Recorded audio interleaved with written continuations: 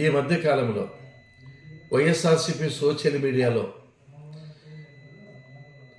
నన్ను అభాస్పాలు చేయాలని ఎప్పుడో పెళ్ళిళ్ళకో పేరెంటాలకో తద్దినాలకు పోయిన ఎప్పుడెప్పుడో పాత ఫోటోలు తీసుకొని జతపరిచి అభ్యంతరకరమైన వ్యాఖ్యలు చేస్తూ ప్రజలను తప్పుదారి పట్టిస్తున్నారు.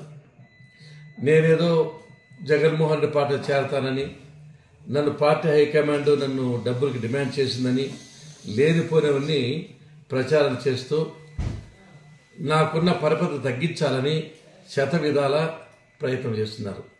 ఒక్కటే వైఎస్ఆర్సీపీ నాయకులు హెచ్చరిక చేస్తున్నా, నాకుండే పాపులారిటీ, నాకు ప్రజల్లో ఉండే పలుకుబడి మీ జగన్మోహన్ రెడ్డి గారికి కూడా లేదు.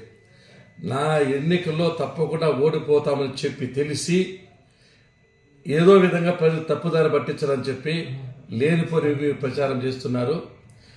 ఎవరు చనిపోయినా, యాక్సిడెంట్ అయినా, ఇల్లు కాలిపోయినా, హాస్పిటల్లో ఉన్న బంధువులు రారు, 108 రాదు, పల్లె రఘునాథ్ రెడ్డి మాత్రమే వస్తాడనే ప్రచారం ఉంది.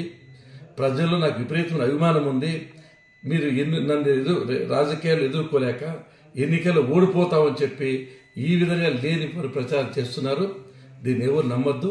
ఇక ముందు కూడా సోషల్ మీడియా వాళ్ళు వైఎస్ఆర్సీపీలో దద్దమ్ములు, చాతగాని వాళ్ళు, పిరికి పందలు 30 సంవత్సరాలుగా చంద్రబాబు నాయుడే దైవంగా, చంద్రబాబు నాయుడు గారు నాకు చేసిన సహాయం కృతజ్ఞతగా ఇన్ని జన్మలెత్తినా ఆయన రుణం తీర్చుకోలేను. పార్టీ మారాలని ఆలోచన లేదు. నాకు తప్పకుండా టికెట్ వస్తుంది, నేనే గెలుస్తా. వీళ్ళందరూ తగిన గురిపాటు చెప్తా. ఇప్పటికైనా మీరు ఇటువంటి విష సంస్కృతి మానకపోతే, మీరు ఓలో ప్రచారం చేస్తూ పోతే తప్పకోకుండా క్రిమినల్ చర్యలు ఎదుర్కోవాల్సి వస్తుంది. మిమ్మల్ని వదిలిపెట్టే ప్రసక్తి లేదు. మీకు దమ్ము ఉంటే, ధైర్యం ఉంటే ఎన్నికల్లో పాల్గొంది.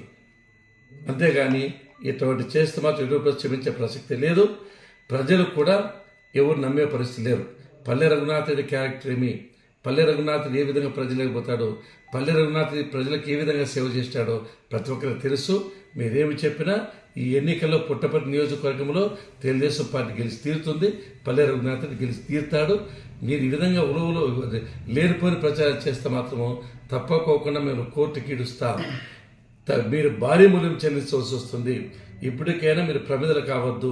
ఎవరో చెప్పిందని ఏంటి సోషల్ మీడియా పెట్టద్దు. చేతగాని వాళ్ళు మీరు వైఎస్ఆర్సీపీ వాళ్ళు సోషల్ మీడియా లేనిపోని ప్రచారం చేసే అవసరం లేదు.